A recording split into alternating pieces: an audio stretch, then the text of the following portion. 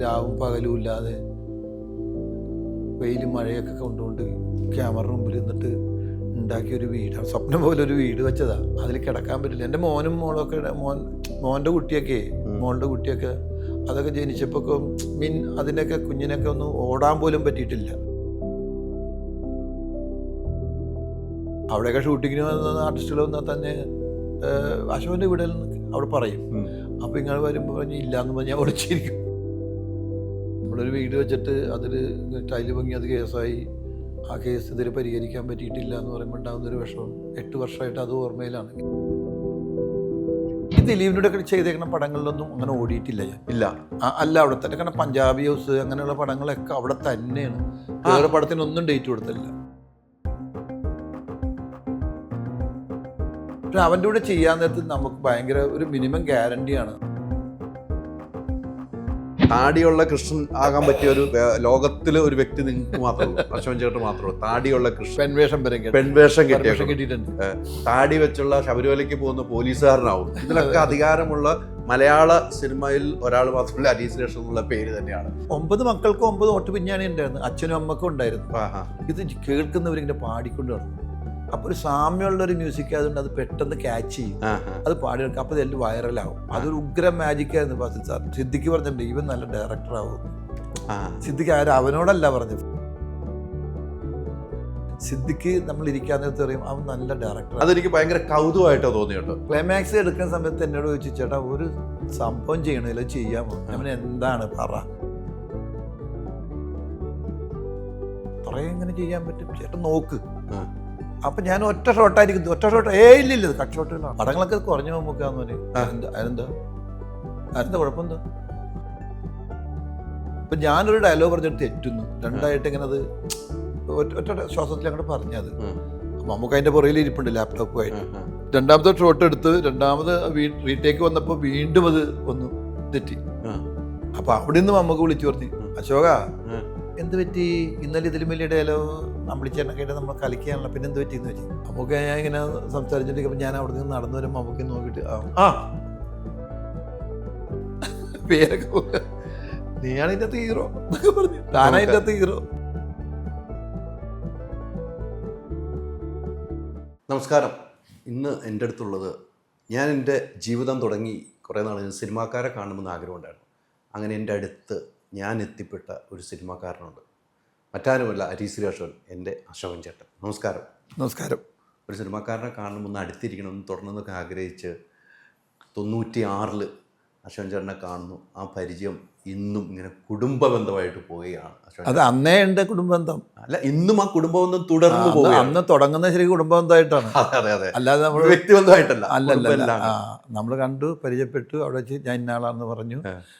പിന്നെ വീട്ടിൽ വരുന്നു, ഉമ്മ വാപ്പ കുടുംബം എല്ലാവരുമായിട്ട് വന്ന് ഭയങ്കര ഗംഭീരമായിരുന്നു. നമ്മളെ തൊമ്മൻകുത്ത് കാണാൻ വേണ്ടി വരുന്നു. തൊമ്മൻകുത്ത് പോയത് പറയുമ്പോഴായിരിക്കും നമ്മുടെ മോക്കടെ പാദസരം പോയി. പാദസരം നഷ്ടപ്പെട്ടു പോയിട്ട് നമ്മൾ കുറേ തപ്പിപ്പോയി. അപ്പൊ 2 പിള്ളേര് എടുത്തോട്ട് കൊടുത്തിട്ടുണ്ടെന്ന്. അപ്പൊ അശോകൻ ചേട്ടൻ അവർക്ക് പൈസ കൊടുത്തു. അത് കഴിഞ്ഞ് പിന്നെ കുറെ നാൾ കഴിഞ്ഞിട്ട് നമ്മൾ വീണ്ടും ആ തൊമ്മൻകുത്ത് പോയപ്പം മോള് ആ പിള്ളേര് അടുത്ത് വന്നപ്പോ അന്നത്തെ പാദസരം എടുത്ത കുട്ടിയാന്ന് വൈഫ് എന്നോട് പറഞ്ഞു. അശോകൻ ചേട്ടൻ ഇന്റർവ്യൂ എടുക്കാൻ പോകുന്ന വൈഫ് പറഞ്ഞു, അത് കൂടെ അശോകൻ ചേട്ടനോട് ചോദിക്കണം. വൈഫ് പറയാണ്.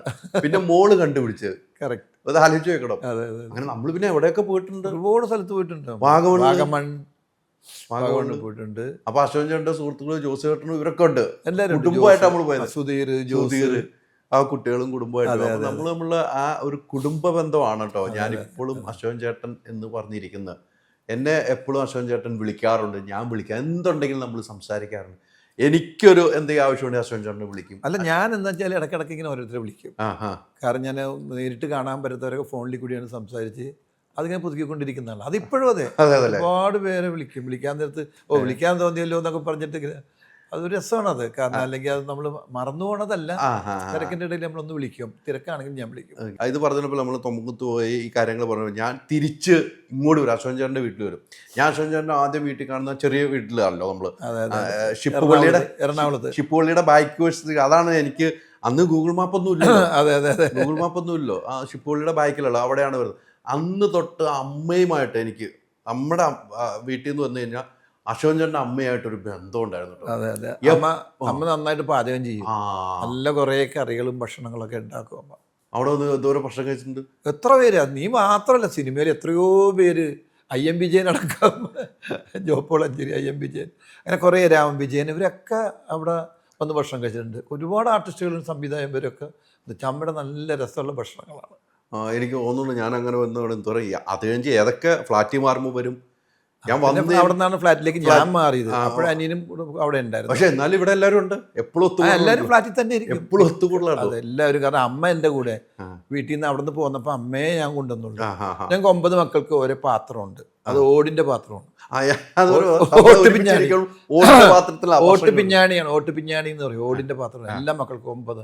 അപ്പൊ ഈ ഓട്ട് പിഞ്ഞാണിയും എടുത്തു, എൻ്റെ അമ്മേനെ എടുത്താണ് ഞാൻ ഫ്ലാറ്റിലേക്ക് പോകുന്നത്. വേറെ ഒന്നും ഞാൻ അവിടെ നിന്ന് എടുത്തില്ല. അത് ഇപ്പോഴും ഞാൻ ഭക്ഷണം കഴിക്കുന്നത് ഇപ്പോഴും. അത് ഞാൻ ഇപ്പോൾ ഓർമ്മ, നമ്മൾ വന്ന് ഇരിക്കുമ്പോൾ എത്ര ആളുകൾ വന്നിരുന്ന് ഭക്ഷണം കഴിക്കുവാണെങ്കിലും അശോകൻ ചേട്ടൻ്റെ ഫുഡ് ചേച്ചി കൊണ്ടുപോയി ഓട്ട് പിന്നാണത്തില്ല വട്ടത്തിലുള്ള പാത്രം. അതെ അതെ അതെ അതെ.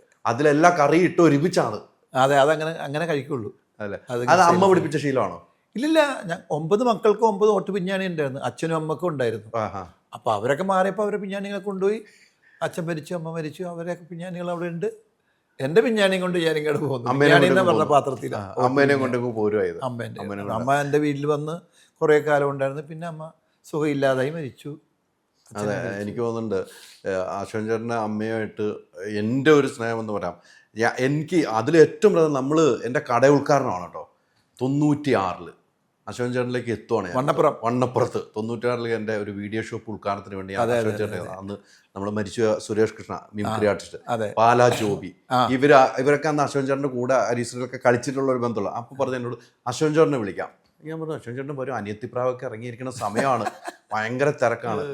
അശോകൻ ചേട്ടൻ വരും, നമുക്ക് പോകാൻ തുടങ്ങും. അങ്ങനെയാണ് ഞാൻ അശോകൻ ചേട്ടൻ്റെ അടുത്തേക്ക് വരുന്നത്. അത് അനിയത്തിപ്രാവ് ഇറ്റടിച്ചിരിക്കുന്ന സമയത്താണ്. ഒന്ന് ആലോചിച്ച്, ആ സമയത്താണ് എനിക്ക് കിട്ടുന്നത്. അനിയത്തിപ്രാവിൽ ഒത്തിരി കഥകളുണ്ടല്ലോ അശോകൻ ചേട്ടൻ്റെ ജീവിതത്തിൽ. ഫാസിൽ സാറിൻ്റെ പടത്തിൽ അഭിനയിക്കുന്നു ഭയങ്കര കൊതിയായിരുന്നു ആ ഇടയ്ക്ക്. അപ്പോൾ ഫാസിൽ സാറൊക്കെ കൂടിയിട്ട് പിന്നെ സുരേഷ് ഗോപി, സുരേഷ് ഏട്ടൻ, പിന്നെ അങ്ങനെ കുറേ പേര്, അനീഫിക്ക, ഇവരൊക്കെ കൂടി ഒരു അമേരിക്കൻ യാത്ര, ആ യാത്രയ്ക്ക് വേണ്ടിയിട്ട് പോകുന്നതിന് മുന്നോടിയായിട്ട് എന്നെയും ദിലീപിനെയും അവരുടെ കൂടെ കൊണ്ടുപോകാനുള്ള പ്ലാൻ ചെയ്തു. അങ്ങനെ ഞങ്ങൾ ആലപ്പുഴയിൽ ഒരു മീറ്റിങ്ങിന് പോവുകയാണ്. രഞ്ജി പണിക്കർ, രഞ്ജിയേട്ടനൊക്കെ ഉണ്ടായിരുന്നു. അവിടെ ചെന്നു, ഫ്രണ്ട്സിൽ അവിടെ ഇരുന്ന ഒരു മീറ്റിംഗ് ഉണ്ടായിരുന്നു. ആ മീറ്റിങ്ങിൻ്റെ സമയത്ത് എനിക്കിങ്ങനെ ഒന്ന് ചോദിച്ചാൽ കൊള്ളാമെന്നുണ്ടായിരുന്നു. ഞാൻ പാച്ചിക്കാരുടെ അടുത്ത്, പാച്ചിക്കാരനെ എല്ലാവരും വിളിക്കുന്നത്, ഫാസിൽ സാറിനോട് ഒരു വേഷം ചോദിച്ചാലോ എന്നിങ്ങനെ ആലോചിച്ചു. അപ്പോൾ ഇങ്ങനെ വൈകി ഇന്നിപ്പോൾ മീറ്റിംഗ് തീർന്നു. ഭക്ഷണം കഴിച്ചപ്പോഴും ചോദിക്കാം വേണ്ട.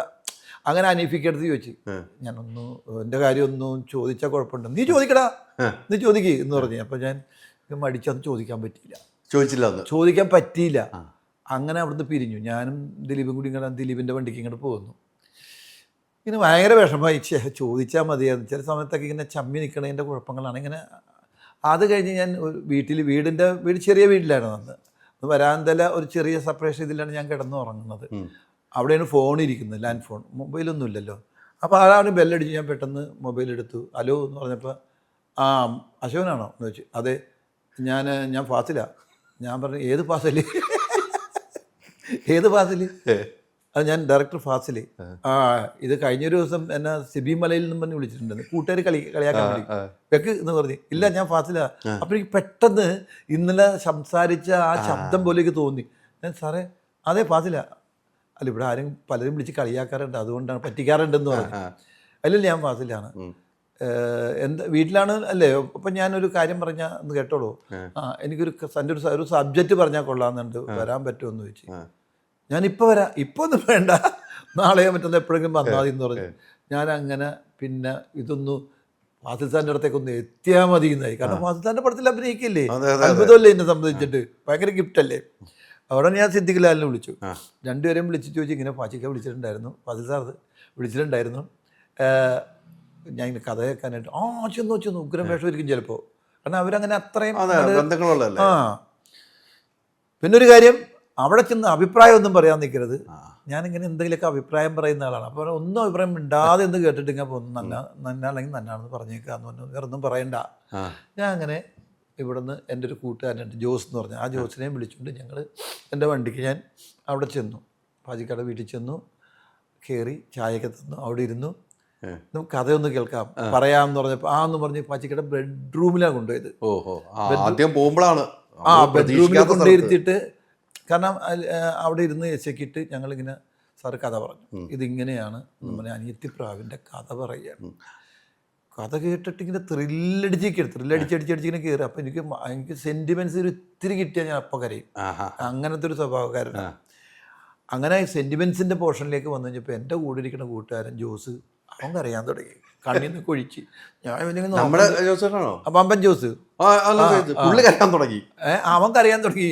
ഞാനെനിക്ക് പറയാൻ പറ്റില്ല, ഞാൻ ഒരു മുഖത്ത് നോക്കട്ടു ഇങ്ങനെ കാണിക്കണം, പക്ഷെ അതിന് മനസ്സിലാവണില്ല, അവൻ പിടിച്ചിരുത്തിനും പറ്റണില്ല. ഞാനങ്ങനെ എനിക്കാണെങ്കിലും കണ്ണ് നിറയണുണ്ട്, ഞാനിങ്ങനെ ഉള്ളിലേക്ക് തന്നെ വലിക്കാൻ നോക്കണം കണ്ണീര്.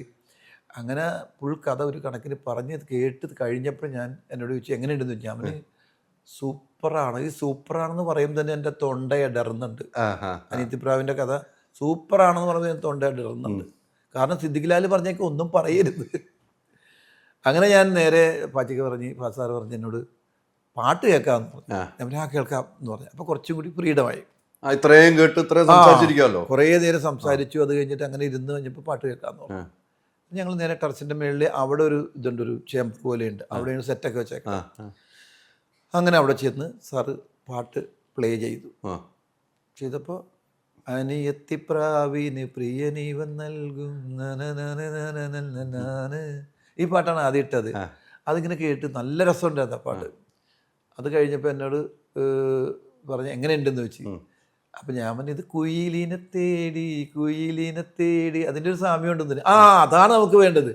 ഞാൻ അങ്ങനെ ട്യൂൺ പറഞ്ഞു കൊടുത്തിട്ട് ആ സെയിം ഇതിലുള്ളത് നമുക്ക് ചെയ്യാൻ പറ്റും. അപ്പം അങ്ങനെയുള്ള ഗുണം എന്താ വെച്ചാൽ, അങ്ങനെ വന്നാലുള്ള ഗുണം എന്താ വെച്ചാൽ, സാറ് പറഞ്ഞാൽ ഇത് കേൾക്കുന്നവരിങ്ങനെ പാടിക്കൊണ്ട് കിടക്കും.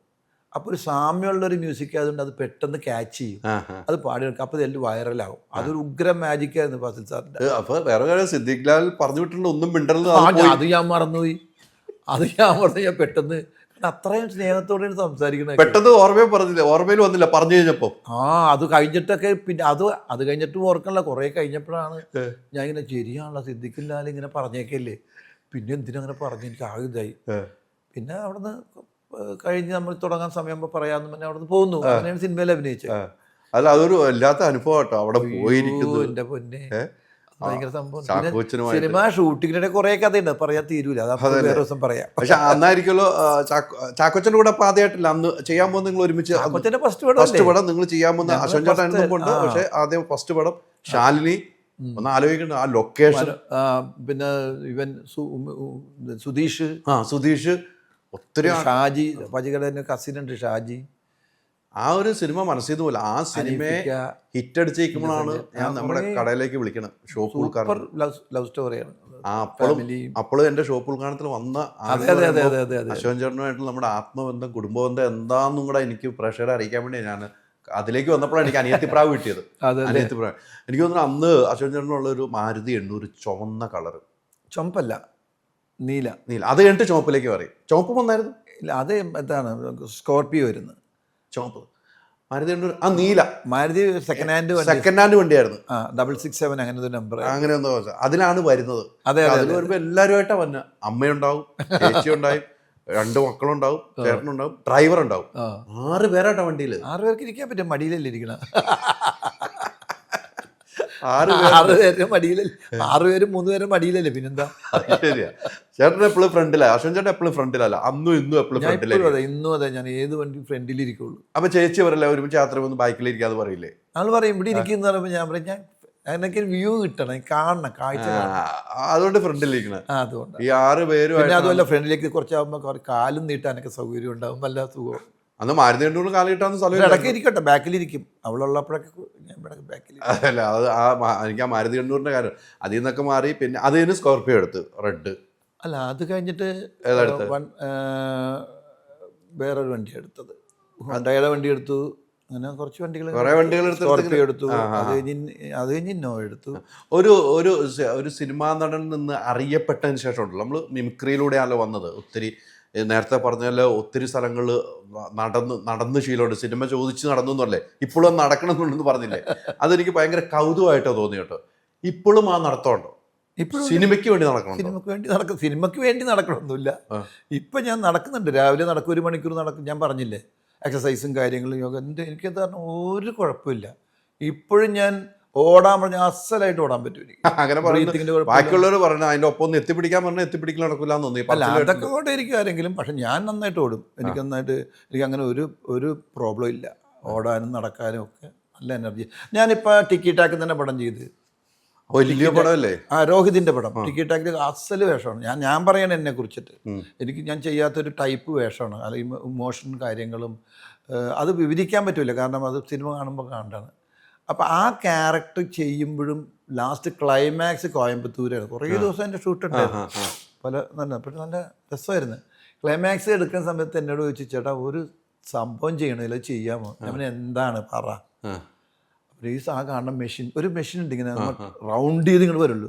നമ്മൾ റോപ്പിൽ വന്ന് ഇങ്ങനെ വീണതിന് മുമ്പ് ഇങ്ങനെ കറങ്ങി കറങ്ങി വന്നിട്ട് ഫയർ ചെയ്യണം. ഫയർ ചെയ്യുന്ന തന്നെ തെറ്റാലിന് അടിക്കണം, എന്നിട്ട് ഒന്ന് ലാൻഡ് ചെയ്യണം റോപ്പിൽ. അങ്ങനെ പുള്ളി അത്രയും ഇങ്ങനെ ചെയ്യാൻ പറ്റും ചേട്ടൻ നോക്ക്. അപ്പം ഞാൻ ഒറ്റ ഷോട്ടായിരിക്കും, ഇല്ലില്ല, കട്ട് ഷോട്ടുകളാണ്. അങ്ങനെ ഇങ്ങനെ ഒരു റോൾ ചെയ്യുന്ന ഒരു മെഷീൻ പോലെ സാധനമുണ്ട്. അതിൽ കയറ്റി ഫൈറ്റേഴ്സ് നമ്മളെ കയറ്റി ഇങ്ങനെ കറക്കിയിട്ട് അതിൻ്റെ ഒരു പൊസിഷനിൽ കൊണ്ട് നിൽക്കുമ്പോൾ തെറ്റല്ല നമ്മൾ അടിക്കും. അടിച്ചിട്ട് അവിടുന്ന് റോപ്പിൽ നമ്മൾ ചാടി വന്നു. ഈസി ആയിട്ട് ചെയ്തു. ഫൈറ്റ് മാസ്റ്റർ ഒക്കെ വന്നിട്ട് ഷെയ്ക്കാൻ ചെയ്തു. കാരണം എനിക്ക് ഭയങ്കര ത്രില്ലായിട്ടാണ് തോന്നിയത്. അല്ല, അത് നല്ല റിസ്ക് സാധനമല്ലോ. റിസ്ക്കാണ്, പക്ഷെ നമ്മൾ എന്ത് റിസ്ക്കായിട്ട് എടുത്താൽ റിസ്ക് ആവും. അങ്ങനെ ചെയ്യുക, അത്രേ ഉള്ളൂ. ഡ്യൂപ്പൊന്നുമില്ല, നമ്മൾ തന്നെ ചെയ്യും. അല്ല, അതിന് ഡ്യൂപ്പിന്റെ ആവശ്യമില്ല, ശരിക്കും ചെയ്യാന്നുള്ളൂ. പക്ഷെ എങ്കിലും അല്ല, എന്നോട് ചോദിച്ചു ഡ്യൂപ്പ് വേണമെന്ന് വെച്ചാൽ അത് ഡ്യൂപ്പ് ഇടണമെന്ന് വെച്ചാൽ ഞാൻ ചെയ്യാൻ പറ്റില്ല എന്ന് ഞാൻ പറയുകയാണെങ്കിൽ നിങ്ങൾ ഡ്യൂപ്പിന് ഇട്ടോ. അത് ഞാൻ ഡ്യൂപ്പൊന്നും ഇട്ടില്ല അതിൽ. അല്ല, അങ്ങനെ ഭയങ്കര റിസ്ക് അല്ല അത്. പക്ഷെ കാണുമ്പോൾ ഒത്തിരി രസമായിരിക്കും. കാണുമ്പോൾ രസം. പക്ഷെ ആ സിനിമ കാണുമ്പോൾ പറയുമ്പോൾ തന്നെ അതിൻ്റെ ഒരു റിസ്ക് നമ്മൾ മനസ്സിലാക്കണം. ഇറങ്ങി വന്നിട്ട് ചാടി റോപ്പിൽ വന്നിട്ട് തെറ്റാലി വെച്ച് ഒരേ ടൈമിങ്ങിൽ കട്ട് ഷോട്ടുകളാകുമ്പോൾ കുറേ എടുത്തിട്ടുണ്ടാവും.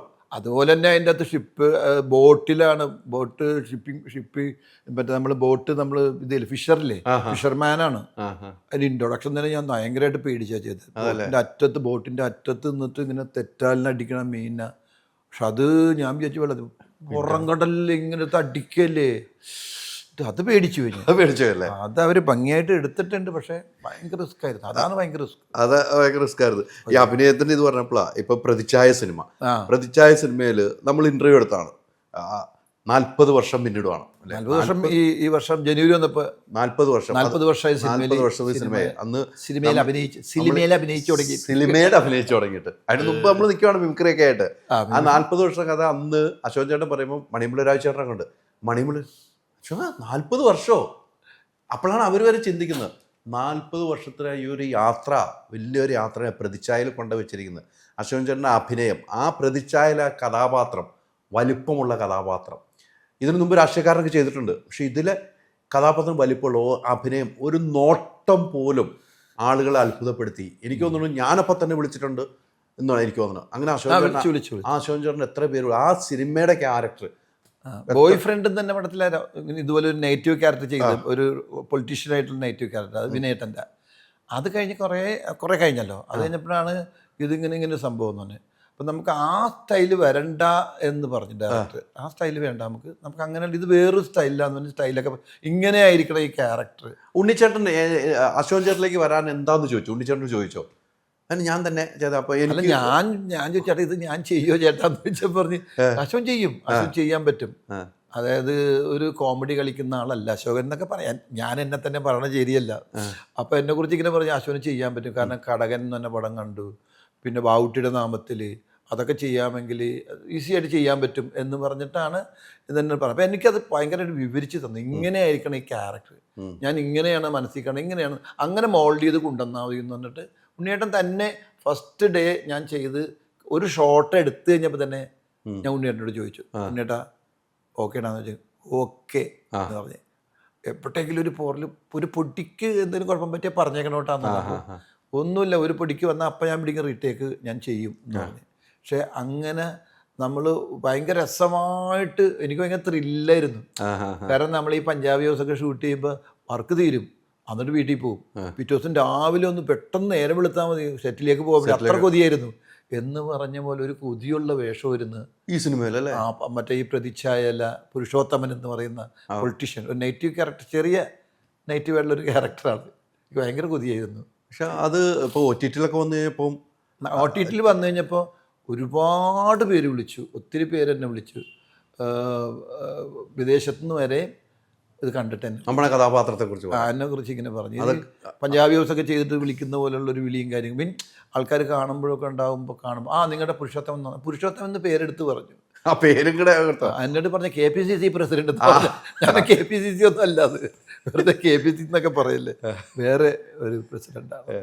ഈ മമ്മൂക്കായിട്ട് എനിക്ക് മമ്മൂക്കായിട്ടൊക്കെ നല്ല ആത്മബന്ധമുള്ളതാണ്. മമ്മൂക്ക എല്ലാവരോടും ആത്മബന്ധമുള്ള മമ്മൂക്കായിട്ടൊക്കെ അഭിനയിച്ചിട്ടുണ്ട്. ചില സമയങ്ങളിൽ ഒന്ന് സിനിമ ഇല്ലാതെ വന്നിട്ടുണ്ട്. സിനിമ ഇല്ലാതെ വന്നപ്പം അശ്വൻ ചേട്ടൻ വന്നിട്ട് സിനിമ കുറവാണല്ലോ എന്നൊക്കെ തോന്നും. അപ്പം ഈ പിന്നീട് സിനിമയിലേക്ക് പോകുമ്പോൾ നമുക്കൊരു മടുപ്പുണ്ടാവുമോ? പെട്ടെന്ന് ഇല്ലാതെ വന്നു. മമ്മൂക്ക ഈ സിനിമയില്ല, മമ്മൂക്ക എല്ലാം വാച്ച് ചെയ്യുന്ന ആളാട്ടോ, അതാലോചിക്കണം. ഓരോ സിനിമകളും വാച്ച് ചെയ്യുന്നത്. എൻ്റെ ഒരു ന്യൂസ് പോലെ വാച്ച് ചെയ്യുന്ന ആളാണ് ഞാൻ. വാർത്ത ചെയ്യുന്നത് മമ്മൂക്ക അത് വാച്ച് ചെയ്തിട്ട് എന്തിനാണ് അത് പറഞ്ഞത്? നമ്മൾ മേക്കപ്പ് ഒക്കെ കഴിഞ്ഞോട് ചെന്നിരിക്കുന്ന നഖം പെട്ടിയില്ലെന്ന് ചോദിക്കും. അതെയോ? കാലിലെ നഖം പറഞ്ഞിട്ടുണ്ടെങ്കിൽ ഇതെന്താ നഖം പെട്ടിയില്ലേ? ഓത്രക്ക് ശ്രദ്ധിക്കുന്ന ആളാണ്. കയ്യിലൊക്കെ നമ്മളത് ഇതെന്താ നഖം പെട്ടില്ല ചോദിക്കും. അത് കറക്റ്റായിട്ട് ചോദിക്കും. എല്ലാം ചോദിക്കും. അവൻ മമ്മൂക്കയുടെ അടുത്ത് ഒരു ദിവസം ഞാൻ പറഞ്ഞ് പടങ്ങളൊക്കെ കുറഞ്ഞു മമ്മൂക്കാന്ന് പറഞ്ഞ്. അതിനെന്താ കുഴപ്പമെന്താ? അല്ല പഴയ തിരക്ക് എപ്പോഴൊന്നും ഉണ്ടാവുന്നില്ല, കുറെ കഴിയുമ്പോൾ കുറയും. അപ്പോൾ നല്ല നല്ല പടങ്ങൾ വരുമ്പോൾ ചെയ്യും, പിന്നെയും കൂടും, പിന്നെയും കുറയും. പക്ഷേ പടം ഇല്ലാതെ ആൾക്കാരുടെ മനസ്സിൽ നിന്നൊന്നും പോകുന്നില്ല. കാരണം കുറേ നല്ല നല്ല ചിത്രങ്ങൾ നിങ്ങളുടെ മനുഷ്യരുടെ മനസ്സിൽ, പ്രേക്ഷകരുടെ മനസ്സിൽ നിങ്ങൾ ഇട്ട് കൊടുത്തിട്ടുണ്ട്. പഞ്ചാബി ഹൗസ്, പറക്കും തളിക, CID മൂസ, അങ്ങനെ കുറേ വേഷങ്ങൾ നിങ്ങൾ ഞങ്ങളുടെ മനസ്സിൽ ഇട്ട് കൊടുത്തേക്കുന്നുണ്ട്. അവർ നിങ്ങൾ പടയില്ലാതിരുന്നാൽ ഔട്ടായെന്നൊരു തോന്നലുണ്ടാവില്ല. കൃത്യമായിട്ട് അതിപ്പോഴും ഈ ഇലക്ഷൻ സമയത്ത് മുന്നേ ട്രോളുകളിലൊക്കെ നമ്മുടെ സിനിമകളിലെ കട്ടിങ് വരുവാണ്. മനസ്സിലായോ? ഇപ്പൊ പ്രതിച്ഛായയുടെ കാര്യം തന്നെ പറയാം. ഇപ്പൊ മുഖ്യമന്ത്രി ചർച്ചകൾ നടക്കുന്ന സമയത്ത് പ്രതിച്ഛായയിലെ KPCC പ്രസിഡന്റ് എന്ന് പറഞ്ഞ ആളുടെ കട്ടിങ് വരുവാ. അതെ അതെ അതെ അതെ. അപ്പൊ അത് അന്ന് മമ്മൂക്ക പറഞ്ഞ ഇപ്പോഴും നടന്നുകൊണ്ടിരിക്കുക. കറക്റ്റ്, മനസ്സിലുണ്ട്. മമ്മൂക്ക കൃത്യമായിട്ടുള്ള മറുപടി ആയിട്ടാ പറഞ്ഞത്. അയ്യോ അയ്യോ. ലാലേട്ടനും അങ്ങനെ തന്നെ. ഞാൻ ലാലേട്ടനായിട്ട് കുറേ പടം ചെയ്തിട്ടുണ്ട്, മമ്മൂക്കായിട്ടും കുറേ പടം ചെയ്തിട്ടുണ്ട്. അവർ ഓരോ സംഭവങ്ങളും നമുക്ക് പറഞ്ഞു തന്നെ കേട്ടിട്ടുണ്ടല്ലോ. ഞാൻ പറഞ്ഞിട്ടുണ്ട്, നേരത്തെ പറഞ്ഞിട്ടുള്ളതാണ് ഇതൊക്കെ. ഈ മമ്മൂക്ക മറ്റേ പൊള്ളാച്ചിലൊരു പടം ഞങ്ങൾ ചെയ്തുകൊണ്ടിരിക്കുകയാണ്, അണ്ണൻ തമ്പി. അപ്പം ഞാനും പിന്നെ കുറച്ച് ആർട്ടിസ്റ്റും കൂടി ഇങ്ങനെ ബെഞ്ചിലിരുന്ന് മേശയൊക്കെ ഇരുന്നിട്ട് ഒരു സ്കൂളിൻ്റെ ഹാളിൽ നമ്മളൊരു മീറ്റിംഗ് നടക്കുകയാണ്. അപ്പോൾ കുറച്ച് ഓഡിയൻസൊക്കെ ഉണ്ട് അവിടെ. പുറകിൽ ക്യാമറ വെച്ചേക്കണം, ഓപ്പോസിറ്റ് സൈഡ്. അപ്പം ഞാനൊരു ഡയലോഗ് പറഞ്ഞിട്ട് തെറ്റുന്നു, രണ്ടായിട്ട് ഇങ്ങനെ അത് ഒറ്റ ശ്വാസത്തിൽ അങ്ങോട്ട് പറഞ്ഞത്. മമ്മൂക്ക അതിൻ്റെ പുറകിൽ ഇരിപ്പുണ്ട് ലാപ്ടോപ്പുമായിട്ട്. രണ്ടാമത്തെ ഷോട്ട് എടുത്ത് രണ്ടാമത് റീടേക്ക് വന്നപ്പോൾ വീണ്ടും അത് ഒന്ന് തെറ്റി. അപ്പോൾ അവിടെ നിന്ന് മമ്മൂക്ക് വിളിച്ചു പറഞ്ഞു, അശോക ആ ഒരു പാരഗ്രാഫ് കഴിയുമ്പോൾ ഒന്ന് പോസ് ചെയ്യും, എന്നിട്ട് അടുത്ത പോർഷൻ പറ എന്ന് പറഞ്ഞു. അങ്ങനെ പറഞ്ഞപ്പോൾ ഓക്കെ. കാരണം എന്താ വെച്ചാൽ അത് ഭയങ്കര ഒരു എന്താ പറഞ്ഞ ഒരു ഭയങ്കര അറിവാണത് ശരിക്കും നമുക്ക്. അതുപോലെ തന്നെ ലാലേട്ടനും എന്നോട് ബാലേട്ടൻ, അതാണ് ഞാൻ ലാലേട്ടനോട് അഭിനയിക്കുന്നത്. ഞാൻ പല സ്ഥലത്തും പറഞ്ഞാണ് കേട്ടോ. അത് ഭയങ്കര ഞാൻ ഈ കഥകൾ പലതും പറഞ്ഞാണ്. ബാലേട്ടനിൽ അഭിനയിക്കുന്ന സമയത്താണ് ഒരു ക്രൗഡ്, ഭയങ്കര ക്രൗഡ് ജംഗ്ഷനിൽ, എൻ്റെ കടയാണ് ഒരു ലോട്ടറി കട, അങ്ങനെ എന്തോ കട. അവിടെയൊക്കെ നിറച്ച് യൂത്ത് പിള്ളേരാണ് ഇങ്ങനെ ആണുങ്ങളും പെണ്ണുങ്ങളും കാണാൻ വന്നിരിക്കുകയാണ്. ഇങ്ങനെ നിൽക്കുകയാണ്. ലാലേട്ടനല്ലേ ഹീറോ. അപ്പോൾ അവിടെ ഡയലോഗ് പറഞ്ഞപ്പോൾ ഇങ്ങനെ പുറപ്പെടാന്ന് ഞാനിങ്ങനെ പറഞ്ഞു വന്നപ്പോൾ തെറ്റി. വീണ്ടും ഇതുപോലെ തെറ്റിക്കഴിഞ്ഞപ്പോൾ എന്ത് പറ്റി? ഇന്നലെ ഇതിലും വലിയ ഡയലോഗ് അമ്പിളിച്ചേട്ടനൊക്കെ ആയിട്ട് നമ്മൾ കളിക്കുകയാണല്ലോ, പിന്നെ എന്ത് പറ്റി എന്ന് വെച്ച് ഞാൻ പറഞ്ഞ് നമുക്ക് ലാലേട്ട ഈ ഇത്രയും ആൾക്കാർ നോക്കിയിരിക്കുക, ഒക്കെ യങ്സ്റ്റേഴ്സാണ്, ഇതിൽ എത്ര പേര് ഗംഭീര ആർട്ടിസ്റ്റുകൾ ഉണ്ടാവും പറയാൻ പറ്റാ. ആ ചെവിടും കൊണ്ടാന്ന് പറഞ്ഞു. ചെവിടിങ്ങനെ പതുക്കെ അടുപ്പിലേക്ക്, ഇവിടെ നമ്മളാണ് സൂപ്പർ സ്റ്റാർ, അതങ്ങ് മനസ്സിൽ വിചാരിച്ചാൽ മതി. അടുത്ത ടേക്ക് ഓക്കെ. വേറെ ചിന്തകൾ മനസ്സിലേക്ക് കൊണ്ടുവന്നാൽ ഒന്നും നടക്കൂല. സത്യം മാജിക്കായിരുന്നു അത്. അത് എത്ര വലിയ ഡയലോഗ് ഒന്നും അല്ലെങ്കിൽ തെറ്റണം. ഈ ആൾക്കാരെ കണ്ടപ്പോൾ സഭാകമ്പം ലാലേട്ടൂടെ നിൽക്കണോണ്ടാണ് അത്. എന്തോരോ സ്റ്റേജ് വരെ ചെയ്തേക്കോ, എന്നിട്ട് പോലും ഇതൊക്കെ ഇവരുടെ കൂടെ നിന്ന് അഭിനയിക്കുമ്പോൾ പേടിയാണ്. ഞാൻ മമ്മൂക്കനെ ഒരു സിനിമയിൽ നോക്കി നിന്നിട്ടുണ്ട്, സീനിൽ അഭിനയിക്കാൻ പറ്റാതെ. സിദ്ദിഖിന്റെ പടം ക്രോണിക് ബാച്ചിലർ, ആ. അത് ഞാൻ ഒരു സീനിൽ നമുക്ക് അഭിനയിക്കണത് പിന്നെ ഇടയ്ക്ക് മാറ്റിക്കളത് മമ്മൂക്കയുടെ ഡയലോഗ് ലെൻഡറിങ് കണ്ടിട്ട് ഞാനിങ്ങനെ അറിയാൻ നോക്കി പോയി. ഞാൻ ഈ ക്രോണിക് ബാച്ചിൽ പറഞ്ഞപ്പോൾ ഞാൻ ആ ലൊക്കേഷൻ വന്നിട്ടുണ്ട്, നമ്മുടെ ഹിൽ പാലസിൽ പാട്ട് ഷൂട്ട് ചെയ്യുമ്പോൾ അന്ന് ഞാൻ വന്നിട്ടുണ്ട്. പിന്നെ ഇത് പറഞ്ഞപ്പോൾ ഈ നമ്മുടെ തൊടുപുഴ വെച്ച് ദിലീപിന്റെ അവിടെ സൊലെ നമ്മൾ എത്ര ദിവസം വന്നിരുന്നുണ്ടോ ഞാൻ. അശോക് ചേട്ടനല്ല അവിടെ കടയിലൊക്കെ ആയിട്ടില്ല. ഞാൻ അങ്ങനെ ആ ലൊക്കേഷനിൽ വരാൻ വരെ ആഗ്രഹിച്ച കാലഘട്ടത്തിൽ അശോകൻ ചേട്ടൻ എന്നൊരു വ്യക്തിയിലൂടെ ഞാൻ ലൊക്കേഷനിൽ വരുന്നത്, എല്ലാവരെയും പരിചയപ്പെടുന്നത്. പക്ഷെ മാറ്റി നിർത്തില്ല. അവിടെ നിന്നിട്ട് ഇത് എൻ്റെ ഫ്രണ്ടാണ്, തൊടുപുഴയാണ്, വണ്ണപ്പുറത്താണ്, ആലിയാണ്, എല്ലാവരും പരിചയപ്പെടുന്നു. ഞാൻ ആ കാലം ഒരിക്കലും മറക്കണില്ല. അത് പറഞ്ഞു വരുമ്പോ എനിക്ക് മോനൊരു അസുഖം ഉണ്ടായ സമയത്ത്, മോന് പെട്ടെന്നൊരു അസുഖം ഉണ്ടായ അസുഖം ചേട്ടൻ ഓർക്കില്ലേ, എൻ്റെ മോന് അസുഖം ഉണ്ടായി അത് ചെന്നൈയില് മദ്രാസില് ഹോസ്പിറ്റല്, അത് കുറേ നാൾ മുമ്പ് മോനുണ്ടായ ഒരു 3 മാസം കഴിഞ്ഞപ്പോ കേരളത്തിലെ എല്ലാ ഹോസ്പിറ്റലും ട്രീറ്റ് ചെയ്തിട്ട് ശരിയാകാതെ അവിടെ പോയിട്ടാണ്, അവിടെ ഒരു 8 മാസത്തോളം ICUവിൽ കിടന്നാണല്ലോ. അപ്പൊ അവിടെ നിന്ന് തിരിച്ചു വന്നിട്ട് തിരിച്ചു പോകാൻ ടിക്കറ്റ് ഇല്ല, ട്രെയിൻ ടിക്കറ്റ്. പൈസക്ക് വേണ്ടിയാ വന്നെ, പൈസ വേണമല്ലോ ട്രീറ്റ്മെന്റ്, നമ്മളത്ര പിന്നെ സമ്പന്നനൊന്നും അല്ല ഒന്ന്. അപ്പം ഇവിടെ ടിക്കറ്റ് എടുക്കാം അശോകൻ ചേട്ടാ. അപ്പൊ എപ്പോഴും വിളിക്കും മോൻ, എപ്പോഴും നമ്മൾ മോൻ്റെ ആരെയൊക്കെ അന്വേഷിക്കാറുണ്ട്. അപ്പോൾ അശോകൻ ചേട്ടാ എനിക്ക് തിരിച്ചു പോകാൻ ടിക്കറ്റ് ഒന്ന് ട്രെയിൻ ടിക്കറ്റ് വേണമെന്ന് പറയും അശോകൻ ചേട്ടനോട്. അപ്പോൾ അശോകൻ ചേട്ടൻ അത് ഓക്കെ ഞാൻ പറഞ്ഞേക്കാന്ന് പറയും. എന്നിട്ട് അപ്പോഴും ചോദിക്കും, അന്ന് നിങ്ങൾക്ക് ഡബ്ബിങ് ചെന്നൈയിലാണ്, ഉണ്ടല്ലോ ട്രെയിൻ എപ്പോഴും നിങ്ങൾ വിളിച്ചാൽ പോകണമല്ലോ. അങ്ങനെ ഒരാളെ ട്രെയിൻ ടിക്കറ്റ് ഏൽപ്പിച്ച് നോർത്തിൽ ഒരു ഹോട്ടലിൽ എലൈറ്റ് ഹോട്ടലിൽ റിസപ്ഷനിൽ ടിക്കറ്റ് വെച്ചിട്ടുണ്ടെന്ന്. ഞാൻ അപ്പോൾ വൈകുന്നേരം വന്നിട്ട് പൈസയൊക്കെ സെറ്റ് ചെയ്തിട്ട് പെട്ടെന്ന് തിരിച്ചു പോകണമല്ലോ.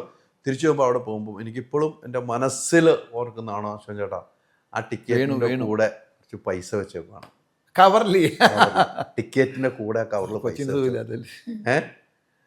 അത് അന്ന് ആ പൈസ ഇന്ന് കോടികളുടെ വിലയാണ് എനിക്ക്. ഹോസ്പിറ്റലിലേക്ക് പോകുമ്പം ആ കവറിൽ ടിക്കറ്റിനുള്ള പൈസ, അന്ന് എനിക്ക് ആദ്യമായിട്ട് എൻ്റെ മോനിലേക്ക് ട്രീറ്റ്മെൻറ്റ് എന്ന് നിൽക്കാനത്ത് ഒരു പറയാൻ പറ്റില്ല. ഞാൻ വീട്ടിൽ ആ ഉമ്മയുടെ അടുത്ത്, ഉമ്മച്ചിയാണല്ലോ ഹോസ്പിറ്റലിൽ നിൽക്കണത്, ഉമ്മച്ചിയും വൈഫും മാറിയാലോ നിൽക്കണം ICUയുടെ ഫ്രണ്ടിൽ. ആ ഉമ്മച്ചിയൊക്കെ വൈഫൊക്കെ കേട്ടപ്പോൾ കരഞ്ഞ ഒരു സീൻ എനിക്ക് മറക്കാൻ പറ്റില്ല കേട്ടോ. അത് വഴിപാടൊക്കെ അതാ പറഞ്ഞത്. അത് കഴിഞ്ഞിട്ട് നമ്മൾ എല്ലാം ഇത് ചേച്ചിയും വിളിക്കുമല്ലോ, ചേച്ചിയും വിളിക്കും, എൻ്റെ വൈഫുമായിട്ട് സംസാരിക്കും, എങ്ങനെയുണ്ട് കുറഞ്ഞൊക്കെ വരുമ്പോൾ നമുക്കൊരു വഴിപാടുണ്ട്, തുലാഭാരം നടത്തി കൊച്ചിൻ്റെ നമ്മളെ ചേച്ചിയുടെ അമ്പലത്തിൽ നടപ്പന്തലൊക്കെ ഇട്ടിട്ട് നടപ്പന്തലിട്ടായിരുന്നു. അതൊന്നും ഞാൻ ഒരിക്കലും മറക്കില്ല ചേട്ടാ. നിങ്ങൾ അത്രയും നമ്മളൊക്കെ ചെയ്യേണ്ടതാണ് അതൊക്കെ, നമ്മളൊക്കെ അങ്ങോട്ടും ഇങ്ങോട്ടും ഒക്കെ ചെയ്യേണ്ടതാണ്. സഹായിക്കാനായിട്ട് ഉണ്ടെങ്കിൽ ചെയ്യണം, ആരെയാണെങ്കിലും. ഞാനിങ്ങനെ ആളെ നോക്കിയിട്ടൊന്നും ഒന്നും ചെയ്യുന്നില്ല. കാരണം വെച്ചാൽ നമ്മുടെ അടുത്ത് ഇപ്പോൾ വന്ന് നോക്കിയാലും പിന്നെ പലരും പറ്റിക്കുന്ന ആൾക്കാരുണ്ട്, ഇത് കള്ളം പറഞ്ഞ് പൈസ മേടിക്കുന്നത്. അതൊക്കെ പറയാൻ നിന്ന ഒരുപാട് സമയം, അങ്ങനത്തെ ആൾക്കാരിലും പറ്റിക്കപ്പെട്ടിട്ടുണ്ടല്ലേ. അത് തമാശകൾ പറയുമ്പോൾ നമുക്ക് പറയാം, പറ്റിക്കപ്പെട്ടിട്ടുണ്ട്. അത് പിന്നീട് പോലെ ഈ പിന്നെ ദിലീപുമായിട്ടുള്ള കൂട്ടുകെട്ടുണ്ടല്ലോ, എത്രയോ സിനിമകളല്ല ദിലീപുമായിട്ട് ചെയ്തത്. നിങ്ങളുടെ ഒരു കൂട്ടുകെട്ട് വലുതാണ്.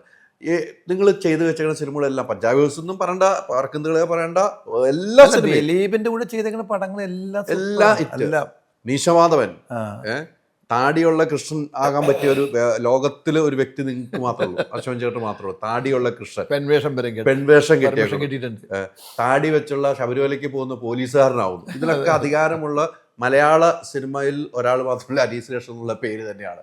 ഈ ദിലീപുമായിട്ട് നിങ്ങളുടെ ഒരടുപ്പത്തിൽ ഏറ്റവും ഓർത്ത് വെക്കാവുന്ന ഒരു രസകരമായ മുഹൂർത്തം ഏതായിരിക്കും ഒരു ലൊക്കേഷൻ? അങ്ങനെ ഒരുപാടുണ്ട്, ഒന്ന് മാത്രമല്ല ഒരുപാടുണ്ട്. നമ്മൾ അത് ഒന്ന് സ്റ്റേജിൽ നിന്ന് കിട്ടിയ ഒരു കോംബോ ആണ്.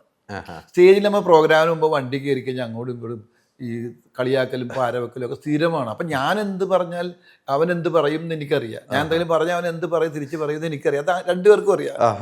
വണ്ടിയിൽ നിന്ന് അങ്ങോട്ടും ഇങ്ങോട്ടും പറഞ്ഞ് ആ ഒരു സാധനം, ആ ഒരു കെമിസ്ട്രി ശരിക്കും വർക്കായിട്ടുണ്ട്. ഞങ്ങളത് ഒരു സീൻ കിട്ടിയാലും ഞങ്ങളത് ശരിക്കും പ്രമേസ് ചെയ്തെടുത്ത് കൊണ്ടുവന്ന് അങ്ങനെ ശരിക്കും നല്ല എക്സ്പീരിയൻസ് ആയി. പിന്നെ ചെയ്ത പടങ്ങളങ്ങാട് ഹിറ്റായി വരുമ്പോൾ നമുക്ക് ഭയങ്കര മൂഡാണ്.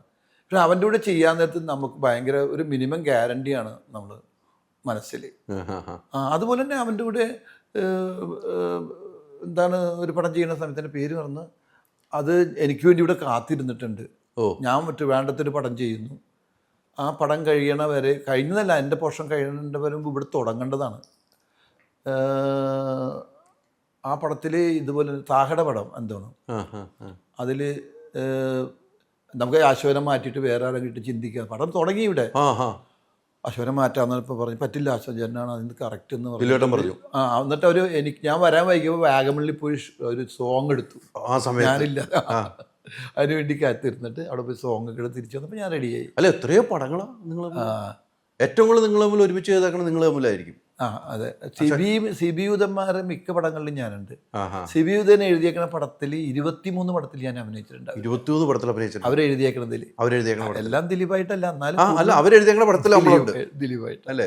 ആ സമയത്ത് തിരക്കാണല്ലോ ശരിച്ചോ, ഒരു സിനിമയിൽ നിന്ന് അടുത്ത സിനിമയിലേക്കുള്ള ഓട്ടങ്ങളാണ്. പക്ഷേ ഈ ദിലീപിനോടൊക്കെ ചെയ്തേക്കുന്ന പടങ്ങളിലൊന്നും അങ്ങനെ ഓടിയിട്ടില്ല ഞാൻ. ഇല്ല, അല്ല, അവിടെ തന്നെ. കാരണം പഞ്ചാബി ഹൗസ് അങ്ങനെയുള്ള പടങ്ങളൊക്കെ അവിടെ തന്നെയാണ്. വേറെ പടത്തിനൊന്നും ഡേറ്റ് കൊടുത്തില്ല, അവിടെ തന്നെ ഇല്ലാത്ത 2 ദിവസം ഷൂട്ടിംഗ് ഉണ്ടായില്ല. എന്നിട്ട് ഞാൻ നേരെ ഇവിടെ അരൂര് ലൊക്കേഷനിൽ പോയി വെറുതെ ഇരിക്കും, അവിടെ പോയിരിക്കും. വേറെ പടത്തിൽ പോകാമായിരുന്നു നമുക്ക്, അവർ അഡ്ജസ്റ്റ് ചെയ്യാമെന്ന് പറഞ്ഞ റാഫി. അപ്പോൾ ഞാൻ പറഞ്ഞു വേണ്ട, ഇത് കഴിയട്ടെ. ഒരു ഉത്സവമായിരുന്നു, ഒരു പിക്നിക്കായിരുന്നു. ഇപ്പോഴും രമണനാണോ എല്ലാവരും അവിടെ? ഇപ്പോഴും രമണൻ എന്നാണ് വിളിക്കുന്നത്. എവിടെ ചെന്നാലും വിളിക്കാറുണ്ട് ചിലർ, എല്ലാവരും അല്ല. ആ പേര് ഞാൻ അമേരിക്ക ചെന്ന് കഴിഞ്ഞപ്പോഴല്ലേ ഭയങ്കര രസമുണ്ട്. ആ സമയത്ത് അമേരിക്ക ചെന്ന് കഴിഞ്ഞപ്പോൾ ഒരു ബേസ്മെന്റിൽ ഒരു പാർട്ടി അറേഞ്ച് ചെയ്തു. എല്ലാ വീടുകൾക്കും ബേസ്മെന്റ് ഉണ്ടാവും അവിടെ. അപ്പോൾ പാർട്ടി അറേഞ്ച് ചെയ്ത് കഴിഞ്ഞപ്പോൾ ആ വീടിൻ്റെ എൻ്റെ ഓണറിൻ്റെ മോള് ട്യൂഷൻ കഴിഞ്ഞ് എത്തിയിട്ടില്ല, തടിച്ചിട്ടൊരു കുട്ടി. ഞങ്ങളവിടെ ഇങ്ങനെ എല്ലാവരും കൂടി ഇരിക്കുന്ന സമയത്താണ് ഈ കൊച്ചു വരുന്നത്. വന്നിട്ട് ദേ രമണൻ. എൻ്റെ പൊന്നലി, സത്യം പറഞ്ഞാൽ ആരും വിശ്വസിക്കില്ല. പഞ്ചാബി ഹൗസിലെ ഡയലോഗ് സെറ്റ് പറയും ആ കൊച്ച്. എല്ലാ ഡയലോഗും, എൻ്റെ മാത്രമല്ല എല്ലാവരുടെ ഡയലോഗും. ആ കോമ്പറ്റീഷൻ കഥ പറയണ പോലെ അത് പറയും. അത്ഭുതം തോന്നിപ്പോയി എനിക്ക്, എങ്ങനെ കൊച്ച്. അപ്പോൾ അവർ പറയുന്നത് വെച്ചാൽ എന്തെങ്കിലും അവൾ ഭയങ്കര ഡിമാൻഡ് ചെയ്താൽ അല്ലെങ്കിൽ വല്ല ബഹളം വെച്ചാൽ പഞ്ചാബീസിന് CD അങ്ങ് ഇട്ട് കൊടുക്കും. അല്ല രമണൻ എന്നെ കണ്ടോർന്നെ. അല്ല, അതാണ് ഞാൻ തുടക്കത്തിൽ പറഞ്ഞത്, അച്ഛൻ ചേട്ടൻ മാറ്റമില്ലാന്നേ.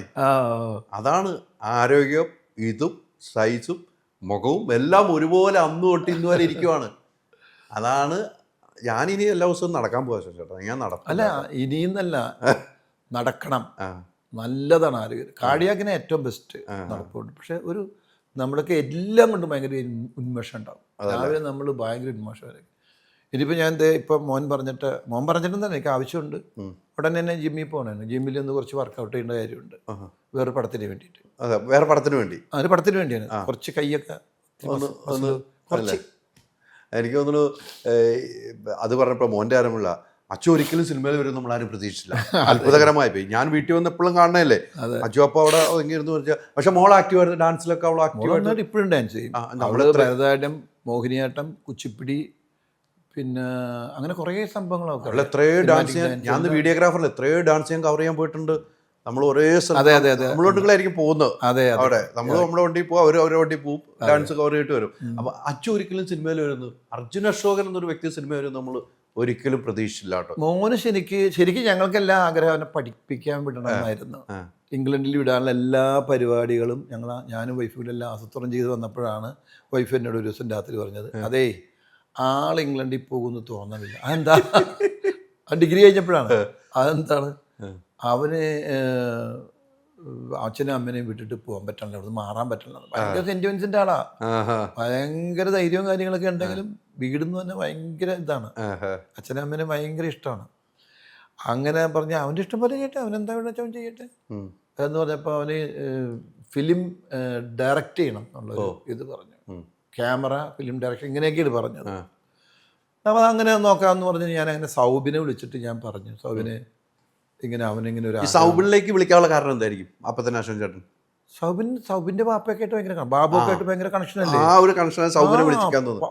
അനിയത്തിപ്രാവ് തുടങ്ങി ഞങ്ങൾ കമ്പനി.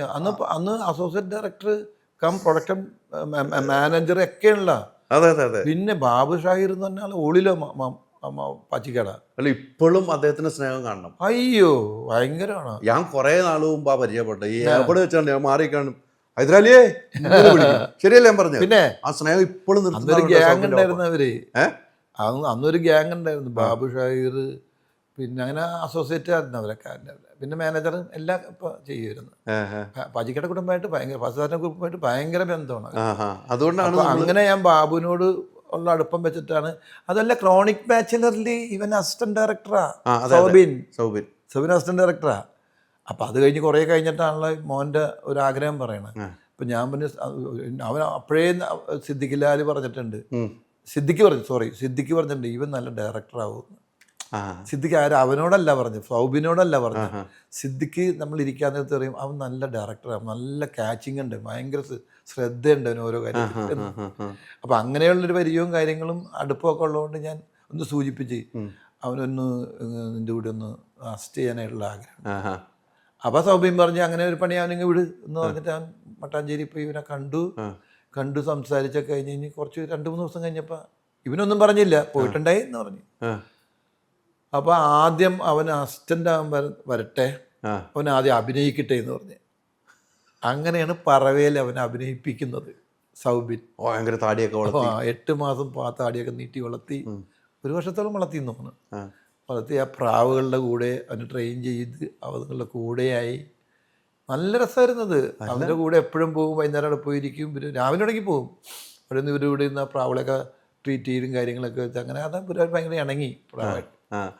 അങ്ങനെയാണ് സിനിമയിലേക്ക് തന്നെ. അങ്ങനെയാണ്. അപ്പം അച്ചു പറഞ്ഞു, വീട്ടിൽ പറഞ്ഞു എനിക്ക് അഭിനയിക്കാൻ ഡയറക്ഷൻ ആണല്ലോ പറഞ്ഞില്ല, അമ്മയുടെ അടുത്തൊക്കെ പറഞ്ഞു, അമ്മ പറഞ്ഞിട്ടാണല്ലോ പറയാം, ചേച്ചിയാണല്ലോ ഡയറക്ഷനിൽ നിന്നുള്ള മാറ്റി സിനിമയിലേക്ക്. അപ്പം അതിൻ്റെ ഒരു ഇൻട്രസ്റ്റ് അച്ഛൻ എന്ന നിലയിൽ എങ്ങനെയാണ് കണ്ടത്? അഭിനയിക്കുവാണ് അവൻ അതില് വളരെ നന്നായിട്ട് ചെയ്തു അവൻ, വളരെ നന്നായി. കാരണം അവിടെ ഞാനൊന്നും പ്രതീക്ഷിക്കാത്തൊരു റേഞ്ച് അവനെ കണ്ടു ഞാൻ അന്ന്. അപ്പോൾ ഞാൻ അവൻ്റെ ഇഷ്ടം അതാണ്, അങ്ങനെ തന്നെ നീങ്ങട്ടെ. അത് നല്ല നീക്കമായിരുന്നു, നല്ല തോന്നലായിരുന്നു, നല്ല തീരുമാനമായിരുന്നു. അങ്ങനെയാണ് അവിടെ നിന്ന് വരുന്നത്. പിന്നെ ഇങ്ങനെ വന്നു. അതിനു മുമ്പ് ചെറുതായിട്ട് 1-2 പടത്തിൽ ചെയ്തു, ചെറിയ എനിക്ക് തോന്നുന്നുണ്ട് ഓർമ്മക്കുട്ട്, പിന്നെ വേറൊരു പടവും. അല്ല, ആ സിനിമ അഭിനയിച്ച് കഴിഞ്ഞപ്പോൾ ഞാൻ വീട്ടിൽ വന്നിട്ടുണ്ട്. അപ്പോഴും ഞാൻ വീട്ടിൽ വന്നിട്ടുണ്ട്. അപ്പോൾ ഇതിനെ കുറിച്ച് നമ്മൾ അപ്പം അച്ഛന് നാണോ ഓർക്കുന്നുണ്ട്. എൻ്റെ സിനിമയിൽ അഭിനയിച്ചപ്പോൾ നാണിച്ച് മാറിയിരിക്കുന്ന അച്ഛനെ ഞാൻ കണ്ടേക്കണത്. അത് പിന്നെ ഇപ്പം അച്ചു. പക്ഷെ അതാണ് അശ്വൻ ചേട്ടനൊക്കെ ഒരു ഭാഗ്യം. മമ്മൂക്കാടെ കൂടെ അശ്വൻ ചേട്ടൻ വന്ന കാലങ്ങൾ തൊട്ട് അഭിനയിച്ചു വരുന്നു, ലാലേട്ടൻ്റെ കൂടെ അഭിനയിച്ചു, എത്രയോ നടന്നു. അതിൻ്റെയൊക്കെ കൂടെ നമ്മുടെ മോൻ അഭിനയിക്കുന്നു പറയുമ്പോൾ ഒരച്ഛനുണ്ടാകുന്നൊരു സന്തോഷം എന്തായിരിക്കും അല്ലേ? മകനുണ്ടാകുന്ന സന്തോഷം എന്തായിരിക്കും? അതെ, അവനെ അഭിനയിക്കാൻ, എന്നെപ്പോലെ തന്നെ അഭിനയിക്കാൻ ആഗ്രഹം ഞങ്ങൾ ചോദിക്കും. ലാലേട്ടൻ്റെ കൂടെ അഭിനയിക്കണമെന്ന് താല്പര്യം വന്നു. രഞ്ജിത്തായിട്ട് സംസാരിച്ചു, ഡയറക്ടർ പ്രൊഡ്യൂസർ രഞ്ജിത്തായിട്ട് സംസാരിച്ചു. അപ്പോൾ അങ്ങനെ നോക്കി കഴിഞ്ഞപ്പോൾ അങ്ങനെ ചെറിയ വേഷം ചെയ്തിട്ടുണ്ട്. അവൻ്റെ കൊതിയല്ലേ, ഒരു വേഷമാണെങ്കിലും ആ സാധനം ചെയ്യാൻ ലാലേട്ടൻ്റെ കോമ്പിനേഷനാണ് പറഞ്ഞേക്കണത്. അത് കൊടുത്തില്ലേ? മമ്മൂക്കാട് കൂടെ പറയാനില്ലല്ലോ ആ വേഷത്തെ കുറിച്ച്. നമ്മൾ പറഞ്ഞു കഴിഞ്ഞാൽ മമ്മൂക്കാട് കൂടെ കൂടുതൽ പടം ചെയ്തേക്കണം, ഡയലോഗൊക്കെ ചെയ്തേക്കണല്ലേ. അപ്പം അത് അശ്വൻ ചേട്ടനെ സംബന്ധിച്ച് വലിയ ഭാഗ്യം തന്നെയാണ്. തീർച്ചയായിട്ടും. നമ്മുടെ ആ പ്രായത്തിൽ ഇവരുടെ അടുത്ത് നിൽക്കാൻ പോലും പറ്റിയിട്ടില്ല. അതാണ് മോൻ. ഒരിക്കലും അഭിനയിക്കണമെന്ന് ആഗ്രഹമില്ലാത്ത ആള് വന്ന് അഭിനയിച്ചത് ഇപ്പോൾ നിൽക്കുന്നത് അശ്വൻ ചേട്ടാ അഭിമാനിക്കാം. എനിക്കൊക്കെ ഞാൻ എടുത്തുകൊണ്ടിരുന്ന അച്ചുവൊക്കെ ഇങ്ങനെ നിൽക്കുമ്പോൾ നമ്മുടെയൊക്കെ മനസ്സിൽ എന്ത് സന്തോഷമാണെന്ന് പറയാം. ഇപ്പം എവിടെ വെച്ചിട്ടുണ്ടാലും, എവിടെ ഏത് ഇറക്കണം അലിയങ്കളേന്ന് വിളിച്ചോണ്ട് വരുള്ളൂ കേട്ടോ. എന്നെ അങ്ങനെ വിളിക്കാം, അന്ന് അലിയങ്കളേന്ന് വിളിക്കുള്ളൂ. അങ്ങനെ കൈമ്പൊക്കെ അടുത്തേക്ക് വന്ന് സംസാരിക്കാതെ ഇന്നുവരെ പോയിട്ടില്ല. അതൊക്കെയാണ്, അത് ഒരു ക്വാളിറ്റിയാണ് അശ്വൻ ചേട്ടാ. അശ്വൻ ചേട്ടനും മകനുമായിട്ട് ഒരു സിനിമ നമുക്ക് ഇനി ഉടനെ കാണുമോ? അതിലൊക്കെ ചെറിയ വേഷങ്ങൾ ത്രൂ ഒരു സിനിമയൊക്കെ സംസാരിക്കുന്നുണ്ട്. കാരണം ഇങ്ങനെ വേഷങ്ങൾ, നല്ല വേഷങ്ങൾ അച്ഛനും മോനുമായിട്ട് തന്നെ അങ്ങനെ സംസാരിക്കുന്നുണ്ട്, കഥകൾ കേൾക്കുന്നുണ്ട്. നല്ലൊരു സംഭവം വന്നാലും ചിലപ്പോൾ പോസിറ്റീവ്. ഇപ്പൊ കുറേ പ്രൊജക്റ്റ് ഉണ്ടെന്നാണ് പറയപ്പെടുന്നത്. ആർക്ക്? അശ്വൻ ചേട്ടന്. അങ്ങനെ വരാനുണ്ട്, കഥകൾ കുറേ ഇറങ്ങാനുണ്ട്, കുറച്ച് സിനിമ 3-4 സിനിമകൾ ഇറങ്ങാനുണ്ട്. എനിക്ക് മാർത്താണ്ഡന്റെ ഓട്ടംതുള്ളലുണ്ട്. ഓട്ടംതുള്ളൽ അത് കോമഡിയാണ്. വലിയൊരു അത് മാർത്താണ്ഡം പറഞ്ഞെന്താ വെച്ചാൽ പണ്ട് ദിലീപിന്റെ കൂടെ ചെയ്ത സ്റ്റൈലിൽ ചെയ്യാമോ എന്ന് ചോദിച്ചു. ഞാൻ പറഞ്ഞു അത് ഇത്തിരി കൂടുതലാണ് അശ്വൻ ചേട്ടാ, അതെങ്ങനെയാന്ന് വെച്ചാൽ ഡൈല്യൂട്ട് ചെയ്തോ, അത് ചെയ്യാമോ എന്ന് ചോദിച്ചു. അപ്പം ഞാൻ പിന്നെ അത് ചെയ്യാം, ആ റേഞ്ചിൽ ചെയ്യാം. പക്ഷെ ഓപ്പോസിറ്റ് നിൽക്കുന്ന ആളും ആ റേഞ്ചിൽ കളിക്കണം, അപ്പോഴാണ് കിട്ടുള്ളൂ അന്ന് പറഞ്ഞു. അശ്വൻ ചേട്ടൻ നോക്കുന്നുണ്ട്. ഞാൻ അങ്ങനെയാണ് ഏകദേശം ആ പടത്തിൽ പിടിച്ചത്. അങ്ങനെ പിടിച്ചിട്ടുണ്ട്. അതിന് റിലീസ് ആണവരെ എനിക്ക് ടെൻഷനാണ്. അത് ഇട്ടിട്ട് എങ്ങനെ നമ്മൾ ചെയ്തെങ്ങനെ പെർഫോമൻസ് എങ്ങനെ വരും എന്ന് പറയാൻ പറ്റില്ല. പക്ഷെ ദിലീപ് കോമ്പിനേഷൻ ആണെന്നുണ്ടെങ്കിൽ നമുക്ക് ധൈര്യമാണ്. കാരണം അത് പിടിക്കാൻ തന്നെ അക്സെപ്റ്റ് ചെയ്തിട്ടുള്ളതാണ് അത്. അതെ. അപ്പം ഇനി നമുക്ക് ഈ പറയുന്ന പോലെ ഇതുപോലെ സിനിമകൾ കുറേ കഥകൾ ഇങ്ങനെ കേട്ടോണ്ടിരിക്കുകയാണ് ഞാൻ. കുറേ 2-3 ഞാൻ ഷേക്ക് ഹാൻഡ് കൊടുത്തു. നല്ല സബ്ജക്റ്റ്, ഡിഫറെൻ്റ് ആണ്. അതിൽ ഒരെണ്ണം കോമഡിയാണ്, ഒരെണ്ണം കുറച്ച് പല ഷെയ്ഡുകളുള്ള 2-3 ടൈപ്പ് എണ്ണം ഞാൻ കേട്ടു. കഴിഞ്ഞ് 2-3 കേൾക്കാനുണ്ട്. ഇപ്പം ഇന്നിപ്പോൾ ഇത് കഴിഞ്ഞ് പോയിട്ട് ഒരെണ്ണം കൂടി കേൾക്കണം. അപ്പൊ 26 കുറെ സിനിമ ഉണ്ട്. അങ്ങനെയല്ല, ഞാൻ ചെയ്യും, അതെപ്പോഴാണ് ഇറങ്ങണമെന്ന് പറയാൻ പറ്റും. നമുക്ക് ഇഷ്ടപ്പെടുന്ന കഥകള് അല്ലെ, കഥകൾ ഒത്തിരി കേൾക്കുന്നുണ്ടല്ലോ. അതെ അതെ അതെ. അല്ല ഞാനും നമ്മൾ ഇഷ്ടപ്പെടുന്നു എന്ന് പറഞ്ഞാലേ എനിക്കുള്ള ധൈര്യം എന്ന് വെച്ചാൽ ധൈര്യം തോന്നണം. കാരണം ഇത് ഞാൻ ചെയ്താൽ ഓക്കെ ഇരിക്കും എന്നെനിക്ക് തോന്നിയാൽ മാത്രമേ ഞാൻ പിടിക്കുള്ളൂ. അല്ലെങ്കിൽ ഈ പറഞ്ഞ പോലെ ഇപ്പൊ കടകൻ തന്നെ പടത്തിന്റെ കഥ പറഞ്ഞു, അതിന്റെ ഡയറക്ടർ വന്നിട്ട്, അപ്പോഴും അതിലും ഭയങ്കര വലിയ വേഷമാണിത്. ഞാൻ ചോദിച്ചത് ഇതുപോലെ തന്നെ ഇപ്പൊ രഞ്ജിയേട്ടൻ പറഞ്ഞ ഇത് ഡിഫറെന്റ് ആയിട്ട് വേഷം തരുന്ന ആദ്യം രഞ്ജിയേട്ടനാണ്.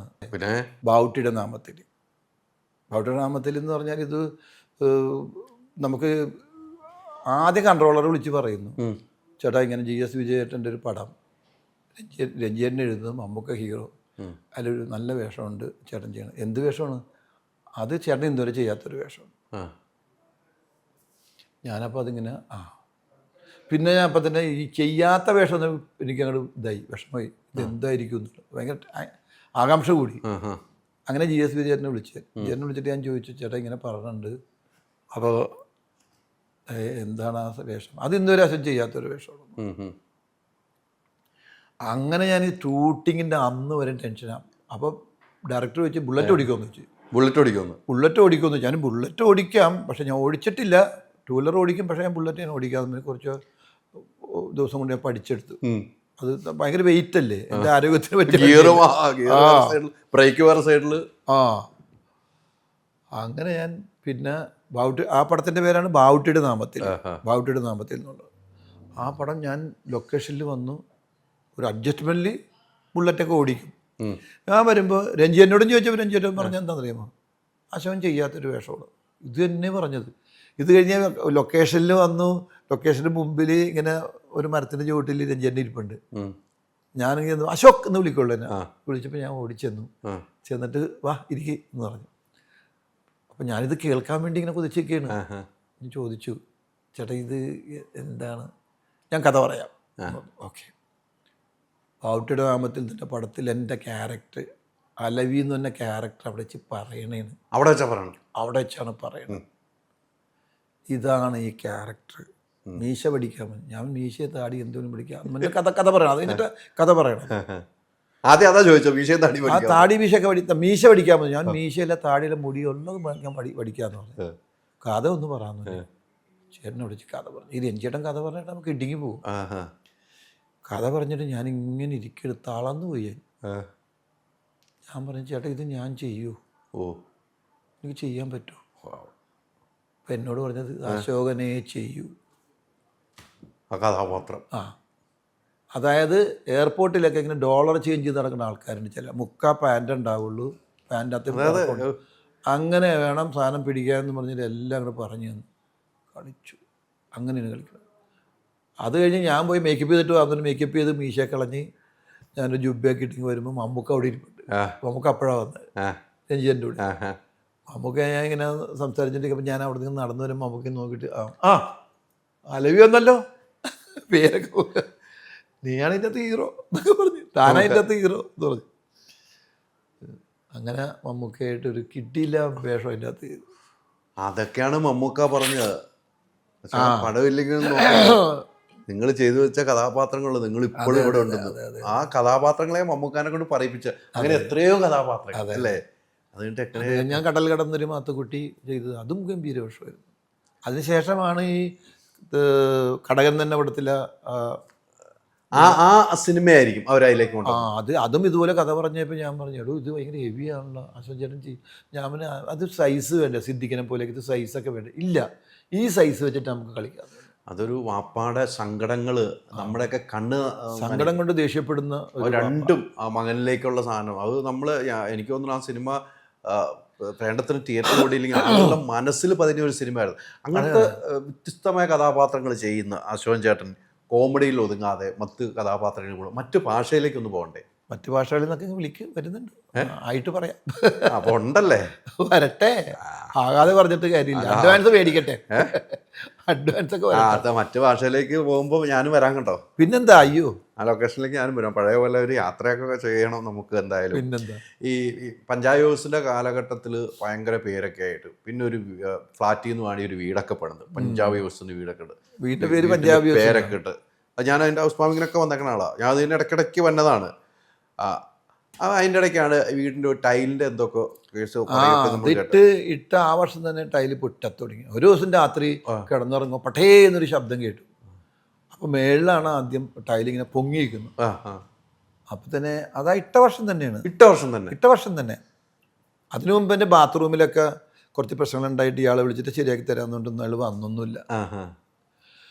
അത് കഴിഞ്ഞ് പിന്നെ ടൈലിങ്ങനെ പൊട്ടി പൊങ്ങി വന്നു വരണം. അങ്ങനെ ഞാൻ ഇയാളെ വിളിച്ച് പറഞ്ഞു, ഇതിങ്ങനെ ടൈലൊരെണ്ണം പൊട്ടിയിട്ടുണ്ടല്ലോ എന്ന് പറഞ്ഞപ്പോൾ ആൾ വന്ന് കണ്ടിട്ട് തന്നെ അത് ശരിയാക്കാം, കുഴപ്പമില്ല എന്ന് പറഞ്ഞിട്ട് ഇയാൾ പോയി പിന്നെ വിളിച്ചെടുക്കില്ല. കുറേ ദിവസങ്ങൾ കഴിഞ്ഞപ്പോൾ പിന്നെയും പൊട്ടാൻ തുടങ്ങിയപ്പോൾ ഇയാൾ വന്നിട്ട് പറഞ്ഞ് ഇത് ഒരാളെയും കൊണ്ട് വന്നു. അപ്പോൾ കുറേ ടൈലുകൾ പൊട്ടിയിട്ടുണ്ട്, ഒരു 4-5 എണ്ണം പൊട്ടിയിട്ടുണ്ട്. അപ്പോൾ അദ്ദേഹം പറഞ്ഞിങ്ങനെ ഇത് ശരിയാക്കാം. ശരിയാക്കൂ, പക്ഷേ മെറ്റീരിയലും തന്നെ ലേബർ ചാർജും തന്നെ പുള്ളി പറയാ. അപ്പം ഞാൻ ഇതൊക്കെ തന്നതല്ലേ, പിന്നെയും തന്നെ എന്ന് പറഞ്ഞാൽ അല്ല ഞങ്ങൾ എങ്ങനെ ശരിയാക്കും എന്ന് പറഞ്ഞു. അല്ല അത് ശരിയാവില്ല എന്ന് പറഞ്ഞപ്പോൾ അന്ന് എനിക്ക് ചെയ്യാൻ പറ്റുന്നതിന് പോയി. പിന്നെ കുറേ ദിവസങ്ങൾ കഴിഞ്ഞാൽ പിന്നെയും ഇങ്ങനെ പൊട്ടി വന്നു. അപ്പോൾ ഞാൻ കേസ് കൊടുത്ത് കേസിൻ്റെ വിധി കൺസ്യൂമർ കോർട്ടിൽ നമുക്ക് അനുകൂലമായിട്ട് അത് എല്ലാവരും വന്ന് വീട്ടിൽ വന്ന് വാർത്തയൊക്കെ അശോചന്റെ ബൈറ്റൊക്കെ എടുത്ത്. അതെ അത് ചാനലുകാരൊക്കെ എല്ലാവരും വന്നായിരുന്നല്ലോ അവിടെ. അന്ന് തുടങ്ങി തീർന്നില്ല അത്. കാരണം വെച്ചാൽ അന്ന് എനിക്ക് വിധി അനുകൂലമായിട്ട് വന്നു. ഏകദേശം ഒരു 18 ലക്ഷം രൂപയോളം 19 ലക്ഷം അങ്ങനെ കുറച്ച് പൈസ തീർന്നിട്ടില്ല ഇപ്പോൾ. ഇല്ലില്ല, വിധി വന്നിട്ടൊന്നും ഇല്ല. എന്നിട്ട് അവർ സ്റ്റേറ്റിൽ പോയി. സ്റ്റേറ്റിൽ പോയിട്ട് സ്റ്റേറ്റിൻ്റെ വിധിയായിരുന്നു കഴിഞ്ഞ ദിവസം. അവിടുന്ന് എന്താണ് അതിൻ്റെ മറുപടി എന്നുള്ളത് കിട്ടിയിട്ടില്ല ഇതുവരെ. അതിൻ്റെ വിധിയുടെ പകർപ്പ് കിട്ടിയിട്ടില്ല നമുക്ക്. ചേട്ടാ എന്ത് ആഗ്രഹിച്ചു കൊണ്ടത് വീട്. നമ്മളിപ്പോൾ നമ്മൾ എന്തോരം പേരെ നമ്മൾ സഹായിച്ച് ചെയ്യണത്, എത്ര പേരെ ഇപ്പോഴും ചെയ്യുന്നുണ്ട്. എന്നിട്ട് നമ്മൾ ഈ രാവും പകലും ഇല്ലാതെ വെയിലും മഴയൊക്കെ കൊണ്ടുകൊണ്ട് ക്യാമറ മുമ്പിൽ നിന്നിട്ട് ഉണ്ടാക്കിയൊരു വീടാണ്. സ്വപ്നം പോലെ ഒരു വീട് വെച്ചതാണ്. അതിൽ കിടക്കാൻ പറ്റില്ല. എൻ്റെ മോനും മോളൊക്കെ മോൻ്റെ കുട്ടിയൊക്കെ അതൊക്കെ ജനിച്ചപ്പോൾ അതിനൊക്കെ കുഞ്ഞിനൊക്കെ ഒന്ന് ഓടാൻ പോലും പറ്റിയിട്ടില്ല. ഗ്ലോറിയൻ കമ്പനിയിലെ വിൽസനാണ് കുറേ മേറ്റൊക്കെ പടങ്ങളൊക്കെ കുറഞ്ഞപ്പോൾ കുറേ മേറ്റ് വന്ന് അതൊക്കെ വിരിച്ചിട്ട് അവിടെ കൂടിയൊക്കെ കുഞ്ഞുങ്ങൾ ഓടിക്കിടന്നു. പിന്നെ അവരുടെ വീട്ടിലൊക്കെ പോയാൽ നിന്നേച്ച് മരുമകളുടെ വീട്ടിലൊക്കെ പോയി. അങ്ങനെ ഒരുപാട് കഷ്ടപ്പെട്ട് ഭയങ്കര വിഷമമായി. പക്ഷേ 8ാമത്തെ വർഷം കേസ് കൺസ്യൂമർ കോർട്ടിൽ വിധിയായി. കണ്ട് നമുക്ക് പൈസ കിട്ടിയില്ല. അയാൾ വീണ്ടും ഇതിന് പോയി, അപ്പീലിൽ പോയി, സ്റ്റേറ്റിൽ പോയി. സ്റ്റേറ്റിൽ നിന്നും 2 പ്രാവശ്യമായിട്ട് അത് തള്ളിയെന്ന് തോന്നുന്നു. കാരണം പകുതി പൈസ കെട്ടി വെച്ചാൽ ചെയ്യാൻ പറ്റും. അതൊക്കെ നീണ്ടു പോകണേണ് ഇങ്ങനെ. പിന്നെ പകുതി പൈസ കെട്ടി വെച്ചിട്ടാണ് ഇത് ചെയ്തതെന്ന് പറയുന്നു. അങ്ങനെ പറയുന്നല്ലേ. അങ്ങനെ വിധി വന്നു, വിധി ആയിട്ടുണ്ട് ഇപ്പോൾ. പക്ഷെ വിധിയുടെ മറുപടി എനിക്ക് കിട്ടിയിട്ടില്ല എന്താണെന്നുള്ളത്. നല്ല വിധിയാവുമെന്ന് പ്രതീക്ഷിക്കുന്നു. എനിക്കും ആ വീടിനെ കുറിച്ച് എനിക്കും ഭയങ്കര തടിയൊക്കെ എടുക്കാൻ ഞാൻ വന്നിട്ടുണ്ട് അശോകൻ ചേട്ടനോടെ.